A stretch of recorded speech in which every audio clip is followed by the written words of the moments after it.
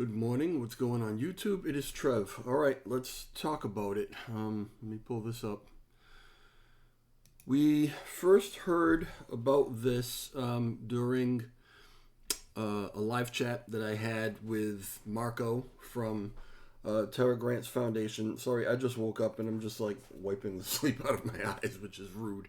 And Lunkburn Army, right?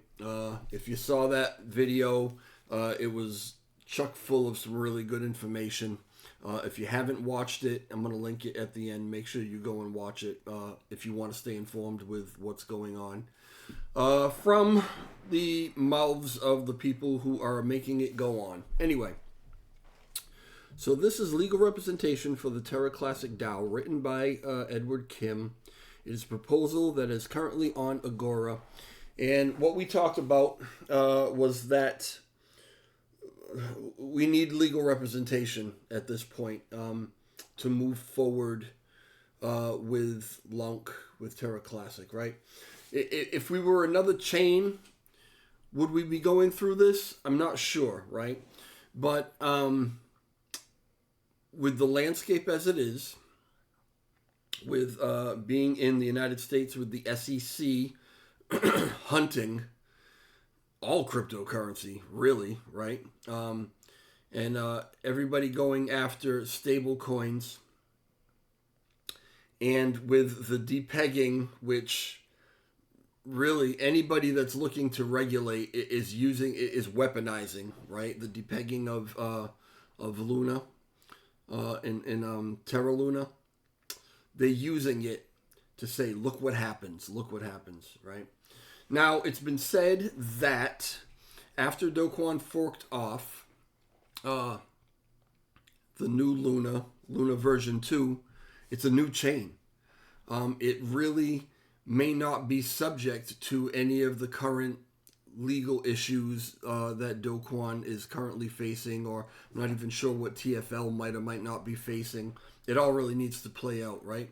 But it's been said that the culprit, right, the chain that existed that really caused all these problems is currently called Lunk.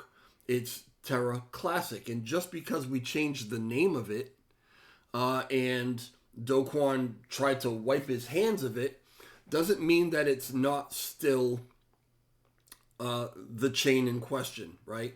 And it was explained to me like this, and you know, this wasn't legal advice, and I'm not giving legal advice to anybody, but this is how basically a lot of people are interpreting it, right? If there was a murder, and the murder weapon was a knife, right? And you take that knife and sell it and buy a new knife, right? It's not the new knife that is going to come into the legal aspect of, into the investigation. They're looking for that old knife, right? Once they find that old knife, it doesn't matter if it has a new owner, if you cleaned it up, polished it, sharpened it. That's the knife that was used, and that's what they're going to be looking for, right? So it's kind of a weird analogy, and I probably didn't even get it right. But anyway, that knife is Luna Classic right now. So there are questions, right? Is that correct, right? Is that interpretation right? Is it not right? Is it, well, some people say, once he forked off and left it, and it was picked up and revamped, and, everything's new now, whatever happened prior might be part of the legal issues, but what we've done with it since should be fine, right? These are questions that need to be answered by qualified legal counsel. Also, things that we want to do moving forward to repeg, right? Maybe to get involved with USTC again. Various things like that. We need to be able to navigate through whatever regulations are coming down the pike, or whatever the SEC is trying to impose, and really there are other entities in the world who are looking at different kind of regulations on cryptocurrency as well. So if we're going to move forward in any particular down any particular path, particularly one toward repegging or having anything to do with stable coins or whatever, where they're being questioned so much right now, it only makes sense that we need to have legal advice to know, should we be doing this? Can we do it? What is the proper way to do it that protects the whole community and all of the assets and the people doing the work and just everybody involved, right? It makes sense. So, these guys, Terra Grants Foundation, Ed, not sure exactly who else might have been involved, but they have been on the search for a legal counsel, a legal team who would be able to answer these questions for us and help us navigate these choppy waters, right? And they found a team that they feel is best fit for this. This is this Horizon Law Group, and we'll look at them real quick. Tell you right now, this isn't going to be a quick video, so if you're looking for a quick 10-minute, 15-minute one, go see somebody else who, isn't...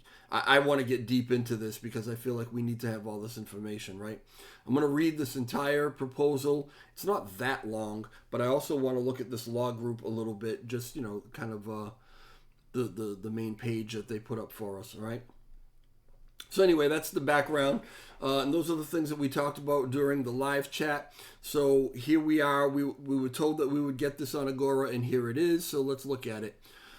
The introduction. Given the ever-changing regulatory environment, especially given the proximity of Luna Classic to recent enforcement actions, we suggest that it is now important that the Luna Classic DAO retain legal counsel to advise some of the core contributors and the wider community about best practices and basic corporate structuring to ensure that we can operate efficiently while maintaining our decentralized structure. Let me see something just to try to make this easier on myself. I don't know if it's possible. If I do that and right click, can I have this? No, I guess not. I was trying to get it to read it for you. Getting lazy. Oh, what did I do? Just went to the wrong thing. All right. Just going on. Oh, all right. My apologies. I'm making this longer than it needs to be. Okay. Since the DPEG, in May of 2022, several individuals in the community have self-organized and proposed various ways to move Lunk Classic forward. That's a nice way to put it. Internal structures and teams have been set up, but with the recent developments in the regulatory environment, it has become increasingly important for Luna Classic to align its internal structures and proposed ideas to the external world. Voting for this proposal indicates that the community recognizes the need to limit potential legal risks and structure ourselves with a view toward long-term sustainability. This will also enable the community and protocol to execute on some of the proposal ideas for revitalization. Quite honestly, just to put it bluntly, without legal representation and somebody to guide us through the legal quagmire, we're not moving forward. We're not going anywhere. What you could do, you could just you could do the Moon Boy thing, and you could just burn away, right, and let it, and pump it by getting rid of, and then everybody sells and dumps it, and then there's nothing left, right? For this to be anything sustainable, right, for us to get back to anywhere near where this chain used to be, unfortunately right now, not our fault, but because of the environment, because of the atmosphere, we have to do this, right? So, is this the best way to do it? That's what we're trying to determine. Over the past several months, we have had initial consultation with 6 U.S.-based law firms and follow-up consultations with 3 of them to assess their knowledge, engagement, advice, and overall fit for the Luna Classic community revitalization effort. It is now our recommendation that we utilize the services of Horizon's Law and Consulting Group. And there is a link here, and we'll go back and look at that in a minute. About Horizon Law. Horizons Law and Consulting Group is a leading crypto-native law firm that specializes in providing legal assistance to companies, project core teams, and DAOs in the cryptocurrency industry. They have been in the space since 2016 and have extensive knowledge of the cryptocurrency landscape. Horizons has a proven track record of providing legal counsel to many leading projects in the space. Horizons founding partner, Rion Nixon, I'm sorry if I'm not pronouncing that right, served as Solana's first general counsel, and his firm has since grown to have worked with other top-tier projects such as Osmosis, Synthetics, Axelar, Tokamak, I don't know, and Stargaze, amongst others. My question is, so we were told when I asked about this group, right, and what their expertise was, Lunkburn Army told me they launched Solana, okay, which indicates to me that the group represented Solana in its launch. Things are worded a little differently here, and I'm not sure if I'm just getting hung up on semantics or if there really is no nuance, but it feels like there is one. Solana's first general counsel, the founding partner, Rion Nixon, served as Solana's first general counsel. Is that the same thing, or is that this individual on their own being involved with Solana? I'm not sure, and I don't know that it really makes a difference. I'm just maybe nitpicking. It is also noteworthy to consider, I feel, that it's great that they represented all of these other chains. These are some big chains, some big names, but it's noteworthy that they didn't have the legal, none of them were faced with the legal issues that we're faced with right now. This is new. The government's coming after cryptocurrency in general, and coming after, in particular, stable coins, right? This is new ground. So I don't think there's a law firm out there yet who has dealt with this because it's new. Does that negate their ability to represent us? No, we still need to be represented. And because there really is no precedence for this, it's good to go with someone who has as much, experience as possible in the cryptocurrency arena, right?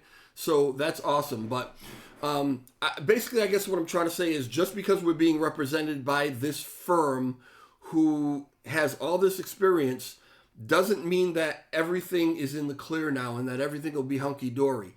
They have apparently said to the team, our team, right, the L1 team and the TGF, that they do believe it is possible for us to go ahead and do a repeg and to deal with USTC, and they've laid out a way that they think that we can do it. But again, it's never been done before. So what will we come up against if we try to do it even the way that they suggest? We don't know, okay? But one thing is for sure, that without their help, we won't be able to do it at all. So these are the things that we have to weigh when we're deciding how are we actually moving forward with this, right? Okay, now we get into the meat of the thing, right? Community pool spend. At this time, we are requesting an initial community spend of $20,000 as a retainer for Horizons Law. Their immediate recommendation is to establish an offshore foundation company that is associated with Luna Classic DAO. The approximate cost for the offshore is $100,000 to hire a law firm and service providers in the Cayman Islands for offshore structuring work. This would require a second governance community spend vote. The initial fee will go toward the following actions. And understand, they haven't even pinpointed a law firm in the Cayman Islands or to represent this entity that we want to create in the Cayman Islands. This $100,000 quote, it isn't really a quote. As it says, an approximate cost. It could be more than that. It could be less than that. We don't know, right? We'll have to find out. So, 20,000 for the Horizon Law and Consulting Group retainer.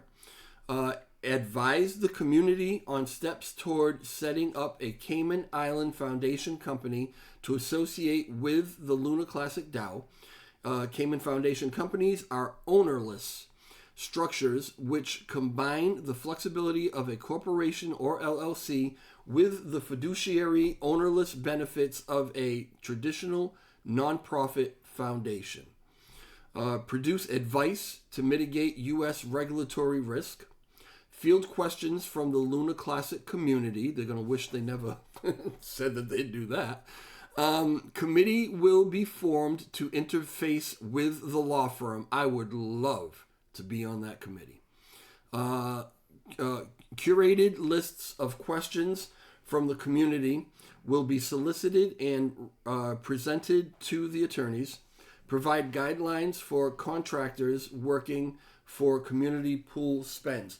So I'm assuming, and I think it's safe to assume, the whole idea of forming this entity in the Cayman Islands is that it separates it from legal issues or regulatory problems here in the United States, right?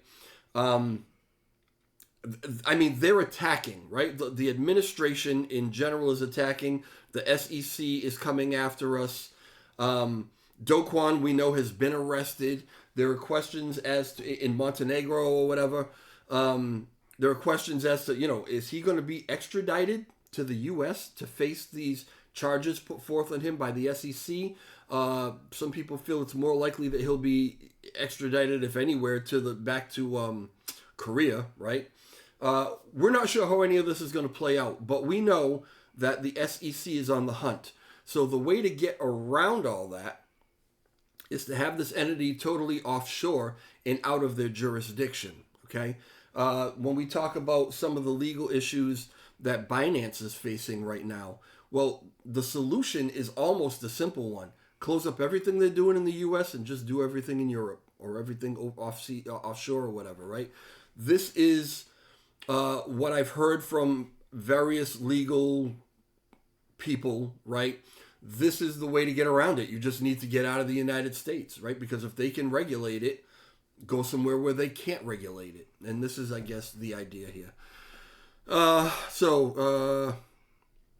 FAQs. Who is represented by the law firm? The goal of this proposal is to have the law firm represent the Luna Classic DAO. Specifically, this means that there would need to be a foundation created that is associated with the protocol. In the initial phase, the law firm would work with core contributors on Luna Classic in order to guide the process towards this goal. This foundation would be associated with the DAO and ownerless.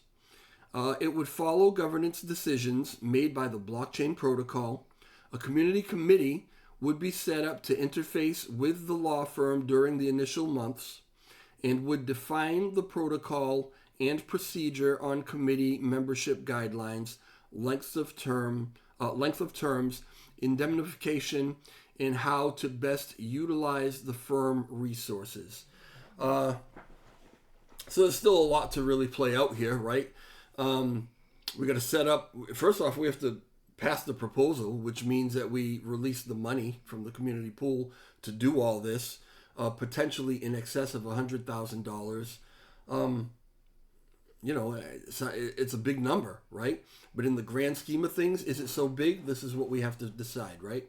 This council or this organization, whatever they want to call it here, community committee, would need to be set up to interface. And who is this going to be made up of? Is this going to be something that's voted on? Is this going to be just people that are appointed? We're not sure about those kind of details at this point. Is every community member who owns LUNC represented by the firm? No. But community members would benefit in several ways. There will be specific guidelines created around indemnification by a committee. Initial discussions around this offered ways where community questions can be submitted to the firm for legal advice. For specific geographical questions, the law firm can give opinions, not qualified legal advice. Again, they're a U.S. based firm, so they can't really tell you what the law is in, Japan or in Germany or whatever. For various international laws. All right. Also, initial discussions revolved around ways that any community member could submit application for legal defense if so needed and deemed appropriate.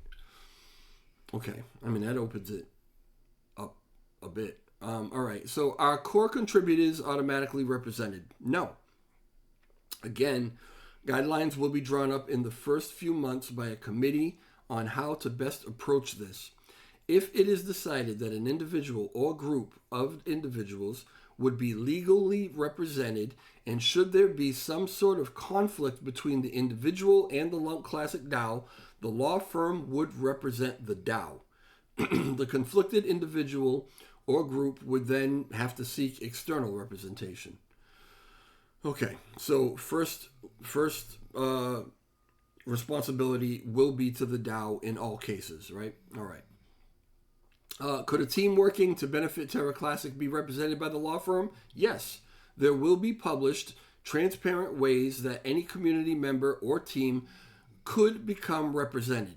Chain governance always has the final say.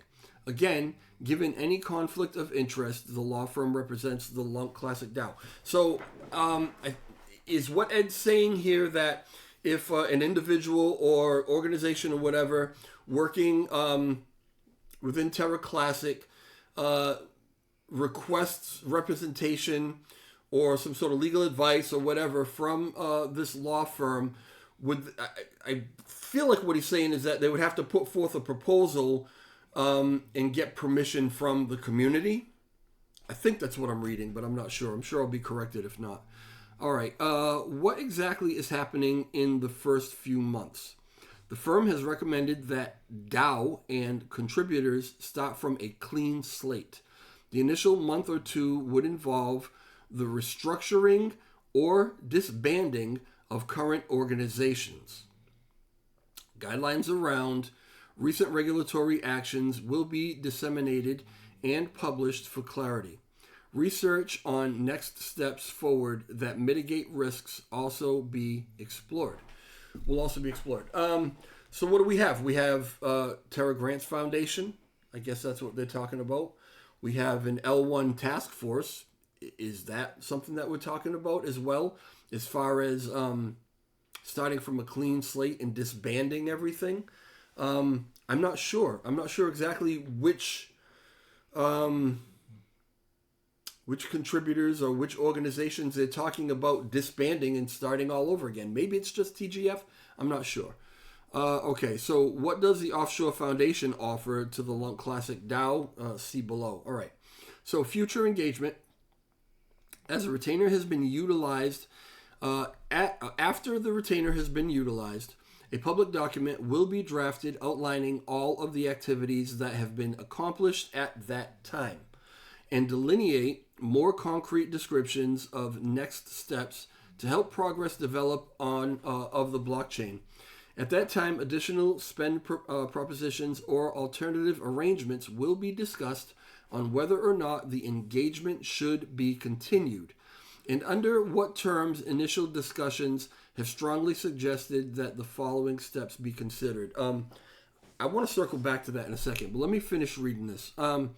Approximate costs, $100,000. Offshore law firm and service providers. Please note this is a rough sketch of future plans and not final in any way. 1. Obtain legal advice on offshore corporate structuring. 2. A specific law firm has yet to be identified and will be put to a community vote. The above cost is not for Horizon Law, but for the offshore setup. So I would imagine that they would identify several different law firms, and then the community would have to vote on which one, or will they just kind of pick one and say, Do we go with this? Not go with this? Again, we'll find out. Establish a Cayman Island Foundation company. I think that's, the first steps. Just got to happen, right? U.S.-based Terra Grants Foundation will be dissolved as an entity and replaced by the offshore foundation company. So we know that Ed is stepping away from TGF and turning everything over to Marco.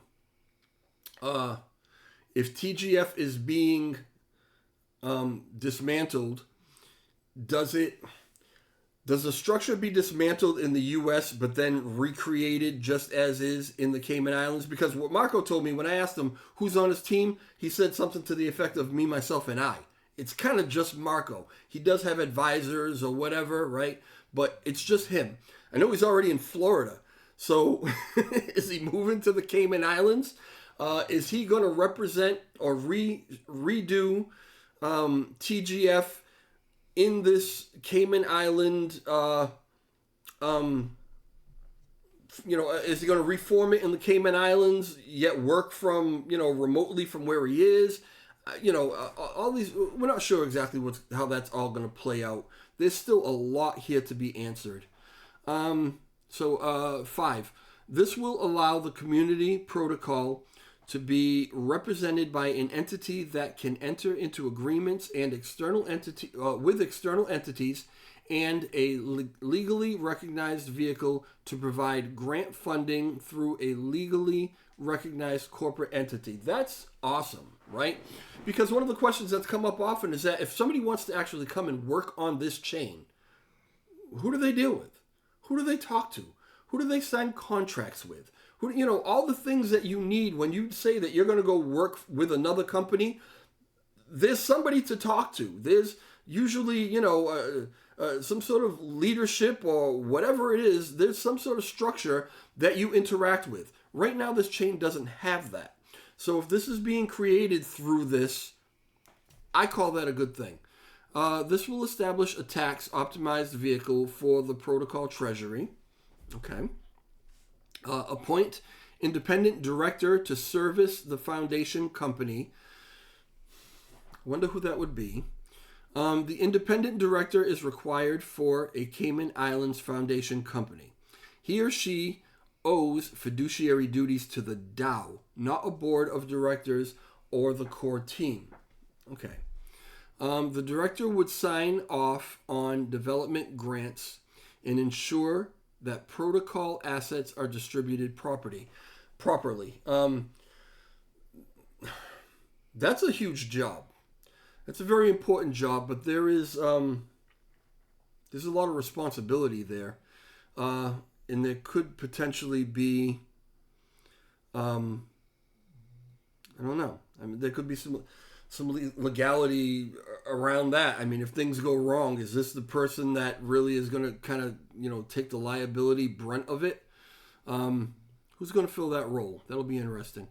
Okay, should it become necessary, any Luna Classic community member can write a governance proposal to terminate the engagement for reasonable cause and upon the showing of good faith evidence. So there are some caveats there. Upon termination, Luna Classic will be able to claw back any unspent tokens in the compensation package. This provision ensures that the engagement with Horizons is subject to appropriate oversight and can be terminated if necessary. At the time of this proposal, the approximate spend request for the 20,000 retainer would be 164 million LUNC. Okay, so like I said, I want to go back to this a little bit. After the retainer has been utilized, a public document will be drafted outlining all the activities that have been accomplished at the time and delineate more concrete descriptions of next steps to help progress development of the blockchain. At that time, additional spend propositions or alternative arrangements will be discussed on whether or not the engagement should be continued and under what terms. Initial discussions have strongly suggested that the following steps be considered. Okay. I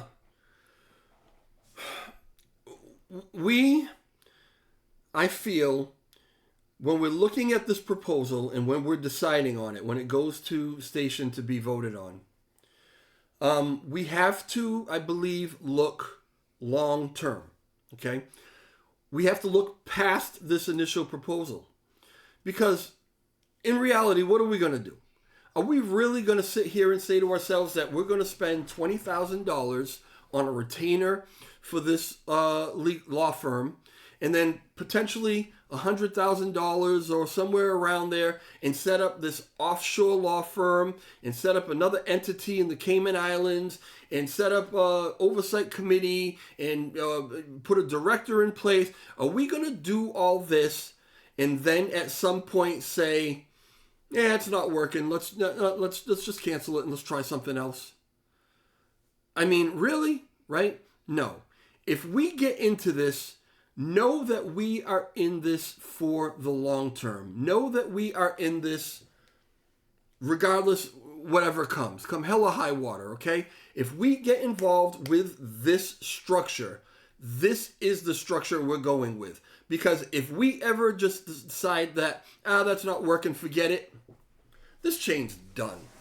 We're done. We cannot make up our minds about a damn thing, right? So it's almost like the L1 task force, okay? And I had commented about this.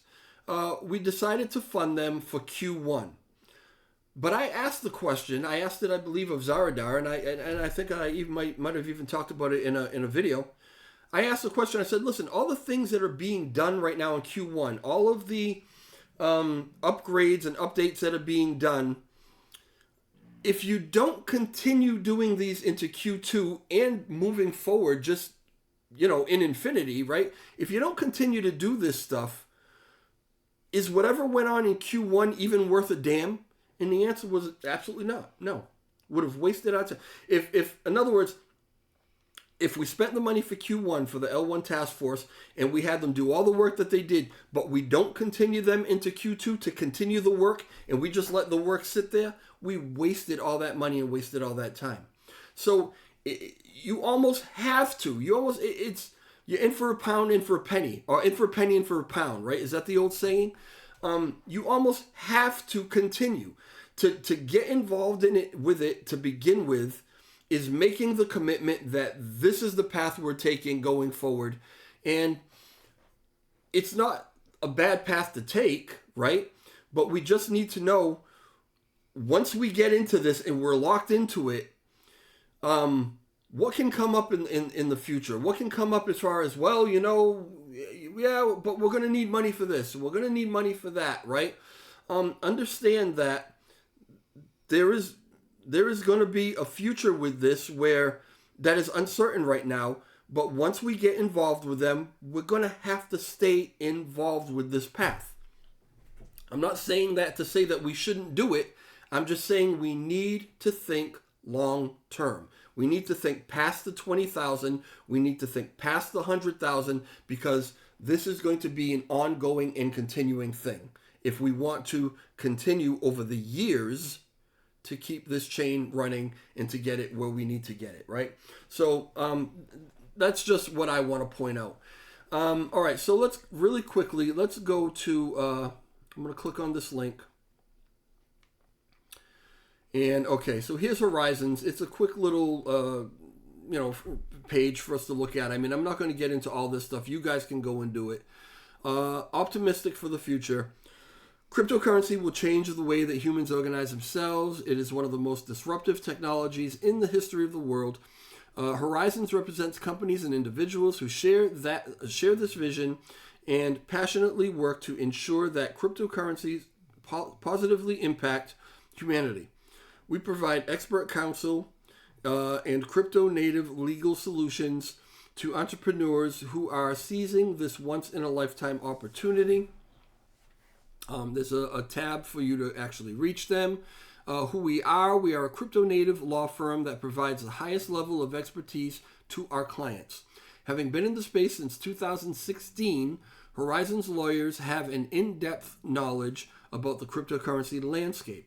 Horizons lawyers possess technical and as well as legal expertise. We specialize in assisting emergent early and mid-stage companies with a variety of transactional and litigation matters. Horizons is one of the first and only law firms to focus solely on blockchain technology. A first principle of our practice is a relentless focus on being trusted partners for our clients, helping them navigate this nascent industry from a legal and practical perspective. Okay. And, here's some of the different things that they kind of deal with, right? All right, you can stop it. So meet the team. And these are, you got the founding partner, which we already mentioned his name. Fiona Miller, Chief of Operations, so the COO. Dave Kaplan of Counsel. Alon Sachar, Senior Attorney. Maria Sampson, Associate Attorney. Derek Springer, Associate Attorney. Michael E. Cairo, Associate Attorney, Crypto Class of 2021. Not sure what that means. Winston Lau, Director of Security. Suzette Robison, Director of Administration. G. Kwok, Law Clerk. And Danielle Williams, Operations Analyst. Apparently this whole team is doxxed, even though they use avatars. It's I'm sure it's kind of a, we work with cryptocurrency and NFTs and whatever, so we're going to use these little NFT kind of things as our picture or whatever. I wouldn't put really much into that, but they are doxxed, and there's a little blurb about everybody here, so you can kind of get to know them. And go ahead and read through it and make whatever determinations that you want to make. But I would, did I miss somebody? Nathan Joyner, Executive Assistant. And then Horizons, I guess there's maybe I don't know if there's another website or if it's basically just the links here, but I would recommend just going and doing your due diligence, doing your own research, looking into this law firm and seeing if you come up with the same conclusion that Marco and Lunkburn Army and Ed, that they came up with, that these are the best guys for the job. But this is being what's proposed to us right now. It's this particular law firm. So we're going to have to make a vote, in another week or two or whatever, however long they leave this on Agora. I also recommend going to Agora and reading. So we just read the proposal, but go and read through the comment section afterward. That's where you really get some good information. And sometimes some people point out some things that you may not have been able to think of yourself. So it's going to get ironed out there. It's going to get tweaked. And when it goes to station to be voted on, I always recommend that everybody is educated on what you're voting on. So there's the information. Go check it out. If you have any questions about anything, leave comments in the comment section. If I don't really have any answers on this, I'm just kind of reading it for the first time anyway. But I can always reach out to, you can reach out to Lunkburn Army and Marco and those guys yourself. But I talk to them a little more frequently, so maybe I can get answers for you, and I don't really mind doing that. All right, that's it for now. I know this was a long one, but this is important information that we all need to really be aware of. And so I thank you if you stayed with me till the end. And I appreciate you being here. I really do. So hit the like button for me if you could on the way out. Let's make sure that everybody has access to this video. And I will talk to y'all later. Ciao.